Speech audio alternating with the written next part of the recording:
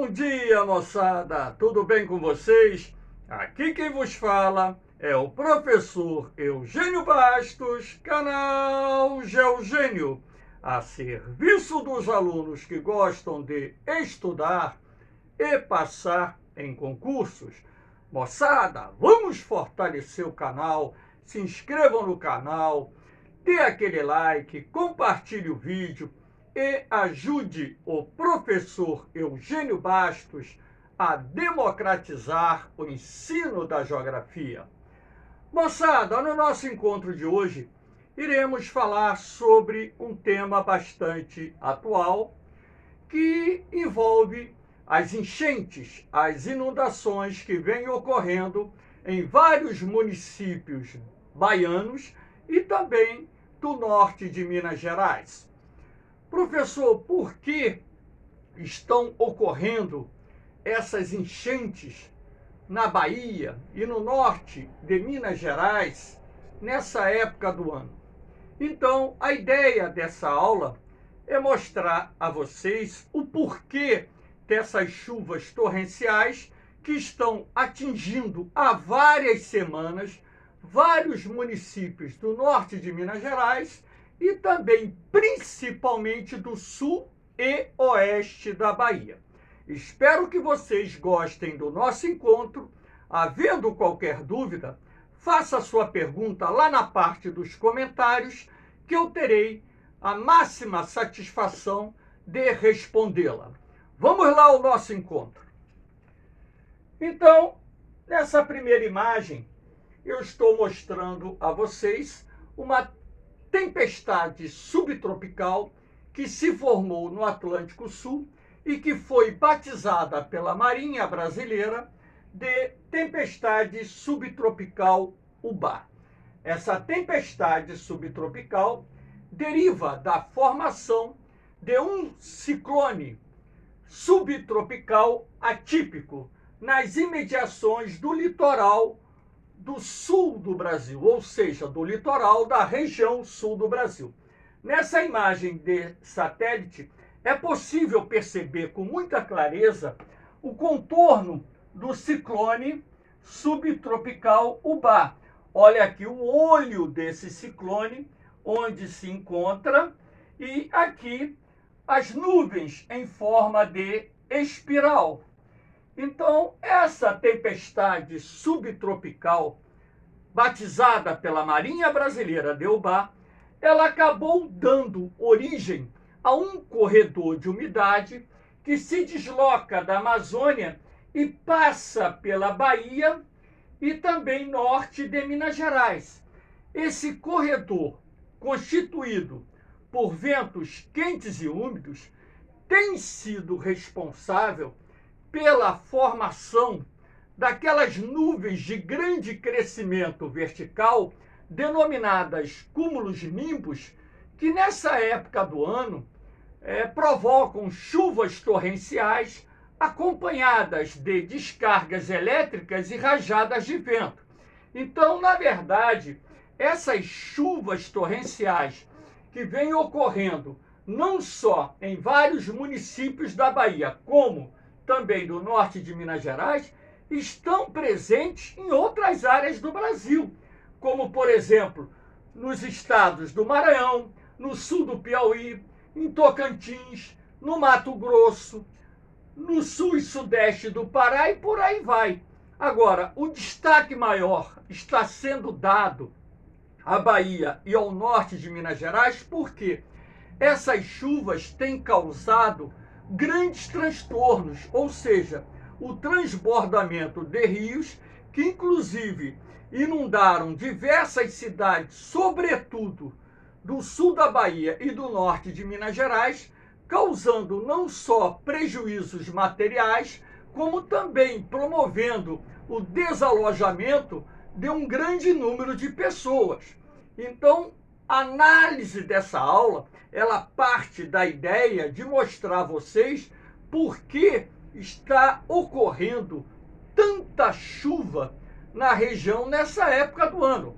Claro que nós entramos no período da estação chuvosa na Bahia, em Minas Gerais e outras partes do Brasil.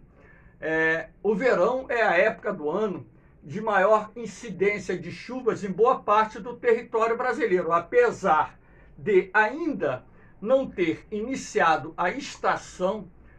Basta lembrar que essas chuvas, elas começam a ocorrer a partir do final de outubro, no transcurso de novembro, e essas chuvas, elas atingem o ápice nos meses de dezembro, janeiro e fevereiro. Então nós estamos na época chuvosa.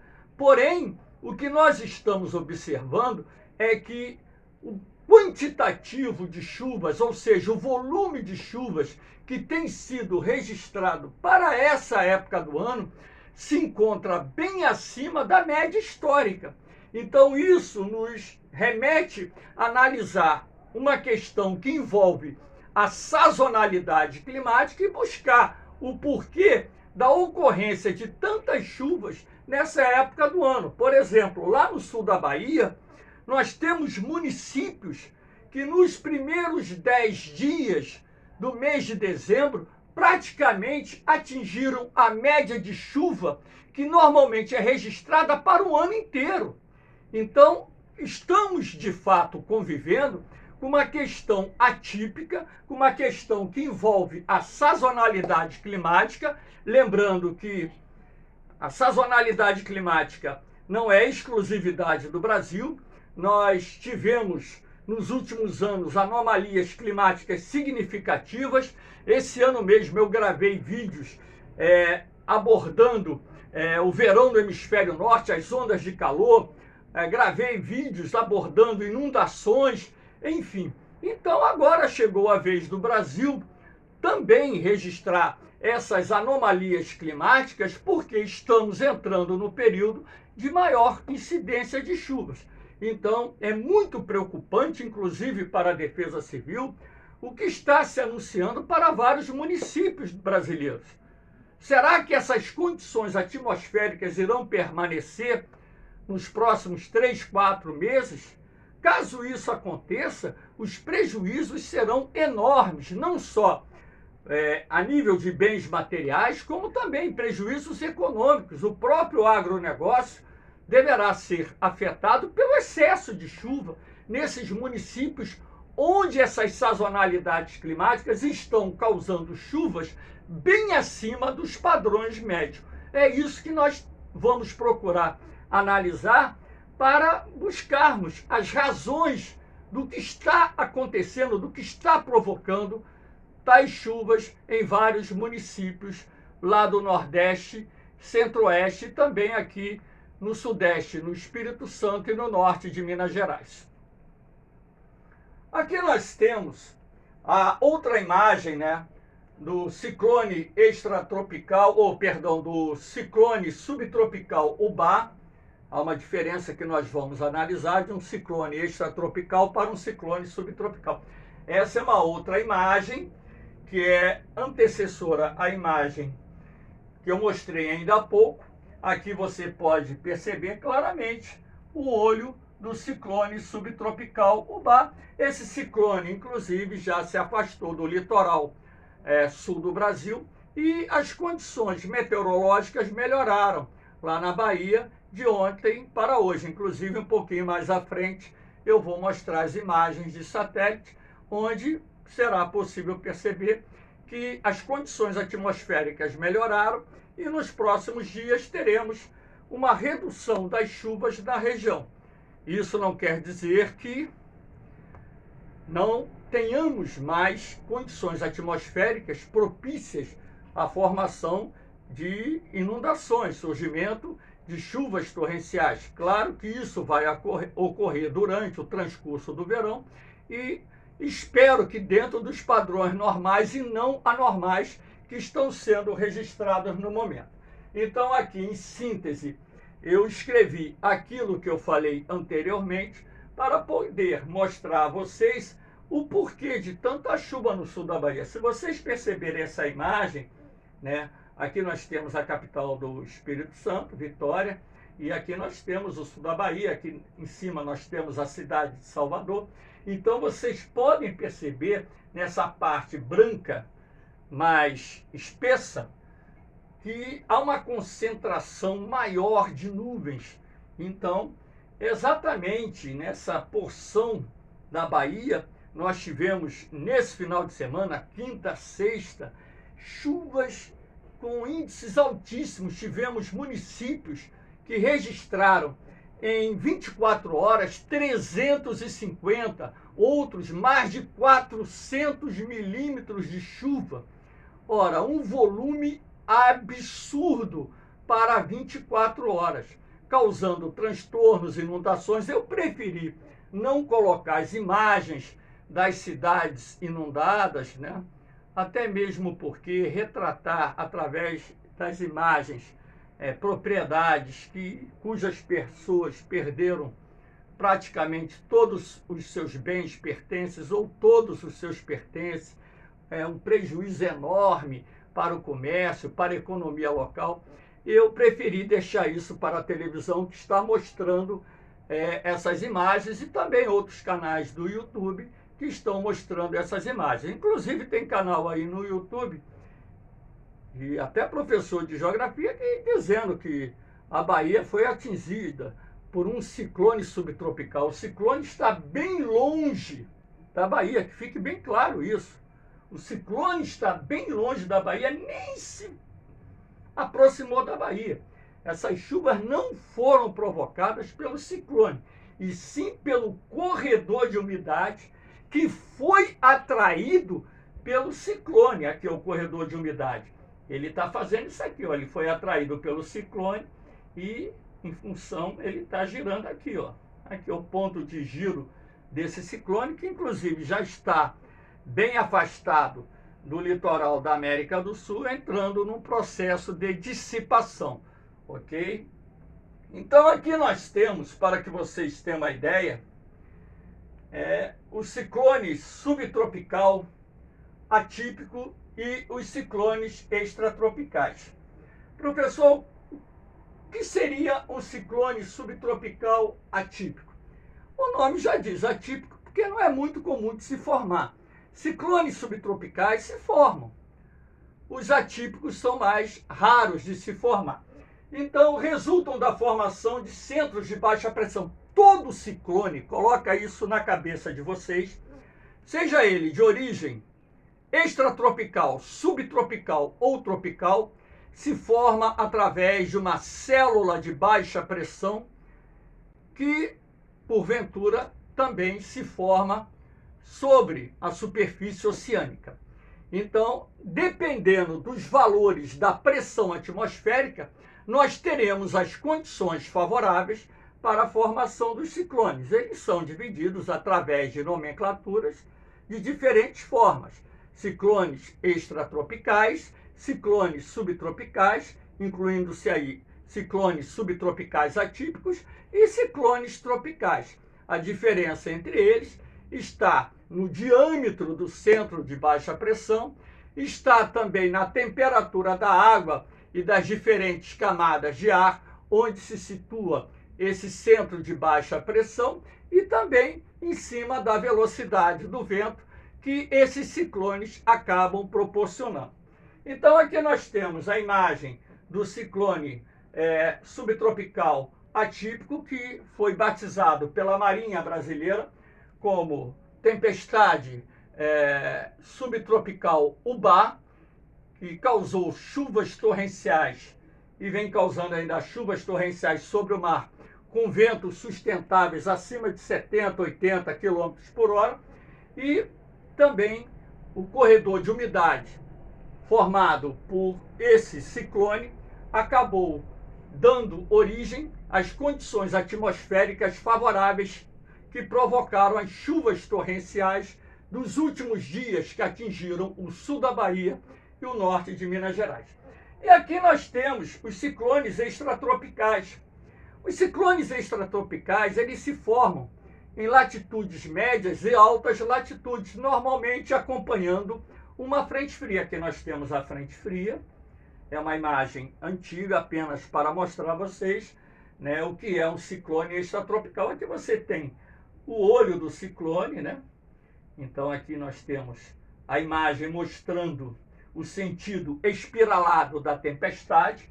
E os ciclones extratropicais, eles têm ventos normalmente mais fracos do que os ciclones subtropicais e também os ciclones tropicais. E como eu disse, é um tipo de tempestade que se forma em regiões de média e altas latitudes, acompanhando a retaguarda de uma frente fria. É muito comum você ouvir falar no outono, inverno e início da primavera da formação de ciclones extratropicais entre Argentina, Uruguai e Rio Grande do Sul, onde normalmente nós temos a origem desses ciclones extratropicais que atingem o litoral brasileiro. Aqui você vê o Rio Grande do Sul, aqui você tem o Uruguai, aqui você tem a Argentina, mostrando a imagem desse ciclone extratropical no Atlântico Sul. Aqui nós temos, né, imagens para mostrar a vocês a diferença dos três tipos de ciclones, né? Aqui você tem o ciclone extratropical. Repare que ele pode se formar em água quente ou água fria, tanto faz. A 3 km de altitude o ar frio, a 5 km de altitude o ar bem mais frio ainda. Então aqui você tem a célula de baixa pressão e as setas que envolvem mostram o sentido giratório do vento. Aqui nós temos o ciclone subtropical, que se forma normalmente sobre águas mornas. A 3 km de altitude o ar está quente para os padrões altimétricos. A 5 km de altitude o ar está frio. Nós aprendemos, quando estudamos a parte de clima, que para cada 180 a 200 metros que subimos, a temperatura cai 1 grau, mas esse padrão também varia conforme as condições atmosféricas. Aí você tem o ciclone tropical, que é algo muito raro de se formar aqui. Nós só tivemos na história do Brasil um ciclone tropical que deu origem ao furacão Catarina, no início da década de 2000, que atingiu o norte do Rio Grande do Sul, sul de Santa Catarina, com ventos acima de 170 km por hora. Então, aqui nós temos água quente em superfície, a 3 km de altitude o ar quente, a 5 km de altitude o ar quente. Então, os ciclones tropicais, eles são mais comuns no Atlântico Norte, no norte do Oceano Índico e também no sul do Oceano Pacífico. Essas três áreas são aquelas áreas do planeta mais comuns onde nós temos a formação dos ciclones tropicais. Como eu disse, aqui no Atlântico Sul é mais difícil se formar os ciclones tropicais, até mesmo porque em parte do Atlântico Sul a temperatura da água do mar é uma temperatura baixa que inibe as condições necessárias para a formação de ciclones tropicais no Atlântico Sul. Para a nossa sorte, claro, imagina se o Brasil recebesse a frequência de furacões que, por exemplo, os Estados Unidos recebe, o Japão, Filipinas, Indonésia, China e por aí vai. Seria bem mais complicado. Aqui nós temos, para que vocês possam entender, a questão do diâmetro. Os ciclones tropicais, eles têm em média aproximadamente 500 quilômetros de diâmetro. Os ciclones subtropicais de 500 a 1.000 quilômetros de diâmetro. E os ciclones extratropicais, aqueles que acompanham as frentes frias, têm um diâmetro superior a 1.000 quilômetros. Então, aí nós temos também diferenças existentes entre os três tipos de ciclones. Os ciclones tropicais e subtropicais são medidos a partir do raio de vento máximo, que é a distância limite em relação ao centro. Ou seja, você tem um centro de baixa pressão e a extensão do raio a partir desse centro, onde você tem os ventos máximos da tempestade que se formou. Onde ocorrem os ventos mais intensos do sistema. O raio de vento máximo de um ciclone tropical seria em torno de 250 quilômetros. É de 250 a 500, aí contradizendo aqui a própria imagem. O tamanho dos ciclones extratropicais é medido pelo diâmetro da linha da pressão fechada, mais externa do sistema. Aqui você tem, né, o raio do vento máximo Então, aí que se mede a dimensão de um ciclone extratropical, ou seja, a partir dessa linha, né, que passa a partir do centro de baixa pressão até o limite dos ventos que dão origem à parte mais intensa da depressão ou da baixa pressão que deu origem a esse sistema atmosférico. Aqui nós temos, para que vocês tenham uma ideia, aqui nós temos esse mapa do INPE, Instituto Nacional de Pesquisas Espaciais. Repare, bem atual. Hoje é dia 12 de dezembro. Esse mapa é do dia 10 de dezembro, 10/12, ou seja, de sexta-feira. Aqui nós temos, representando essas duas linhas verdes tracejadas, a ZCAS, que normalmente na televisão eles chamam de ZACA, não é ZACA, é ZCAS, que é a Zona de Convergência do Atlântico Sul, que é uma área de instabilidade atmosférica que se forma comumente aqui no verão, e a ZCAS é que dá origem, ou seja, que se origina, da origem não, que se origina desse corredor de umidade que vem da Amazônia em direção ao Oceano Atlântico. É mais comum que a ZCAS ela fique posicionada passando aqui do sudoeste da Amazônia, pelo centro-oeste e pela região sudeste. Como estamos vivendo uma situação atípica, nós já tivemos nos últimos 40, 50 dias a formação de pelo menos 4 zonas de convergência do Atlântico Sul, razão pela qual nós estamos registrando um índice pluviométrico bem acima da média para essa época do ano em vários municípios da Bahia, norte de Minas Gerais, também Tocantins, norte de Goiás, Maranhão, sul do Piauí, por aí vai, Pará, enfim. Então, a presença da zona de convergência do Atlântico Sul, que é uma zona de instabilidade atmosférica, constituída por um corredor de umidade que se desloca da Amazônia em direção ao Oceano Atlântico, cria as condições atmosféricas favoráveis para a formação de nuvens que geram a instabilidade atmosférica, chuvas torrenciais que causam transtornos em vários municípios do país.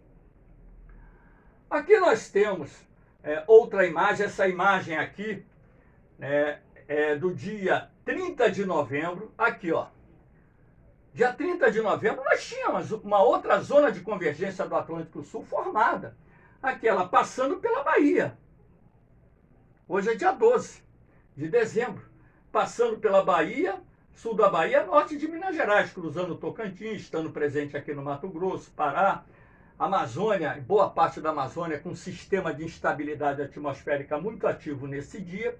E repare que essa zona de convergência do Atlântico Sul estendendo-se pelo Oceano Atlântico. Eu estou falando de uma imagem de 12 dias atrás. Então, o que eu quero mostrar a vocês é que essa situação de instabilidade atmosférica, ela tem se mantido muito ativa durante várias semanas. O mês de novembro foi um mês atípico. Na Bahia, em Tocantins, tudo bem, que é o início da estação da chuva. O início da estação chuvosa é uma coisa, agora a quantidade de chuva registrada na época é outra totalmente diferente. E a permanecer essas condições atmosféricas, nós teremos uma das maiores cheias do Rio São Francisco também. Não tenham a menor dúvida disso. O que é bom para o reservatório de Sobradinho, que é o maior reservatório da Bahia a nível de capacidade de armazenamento de água, e outras barragens, açudes e usinas hidrelétricas existentes nos estados onde as chuvas têm acontecido acima dos padrões médios. Aqui nós temos uma outra imagem para mostrar a vocês o porquê dessa situação. Essa imagem é de hoje, dia 12 de dezembro de 2021.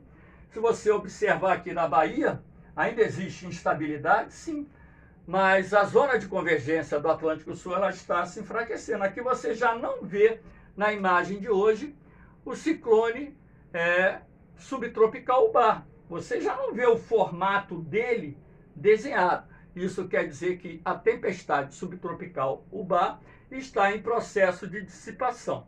Então, o que está acontecendo e vem acontecendo? Como eu analiso imagens de satélites diariamente, isso não é de hoje, né? Desde garoto que eu aprendi até prever o tempo, observando, né? Olhando para o céu. Ganhei muita aposta na minha vida quando era garoto. No início da minha carreira no magistério com os alunos, apostando lanche, né? E qual seria a previsão do tempo? Às vezes aquele sol, aquele calor, céu azulzinho. E eu dizia que o final de semana ia ser chuvoso.